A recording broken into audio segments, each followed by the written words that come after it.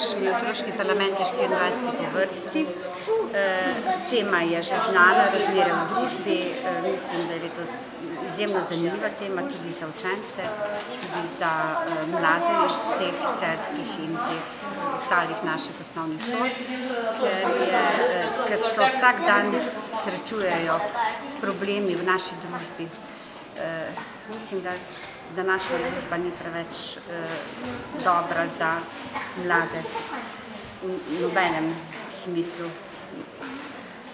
Pri nas se srečujemo vsako leto z večjo socialno izključenostjo, vse več je prošenj za pomoč, mladi ne dobivajo služb, ni štipendij, hrane ni, borimo se s tem, da dobimo čim več brezplačnih kosil.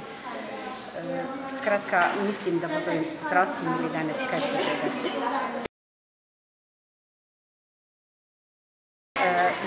Letos, kot vsako leto, se bojo okrog 150 otrok iz 13 osnovnih šol, to je 9 celjskih in osnovnih šol Štore, Vojnik, Frankolova in Dobrna.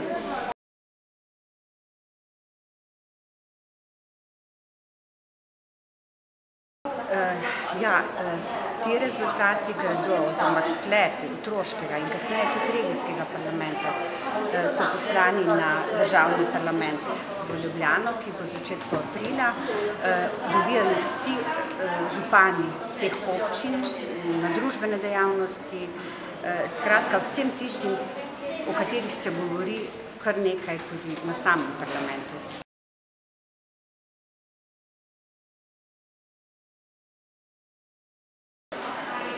Kaj naj rečem? Včasih se jih kaj prime, včasih je pa kot na državnem oziroma resničnem parlamentu pihanje v prazno.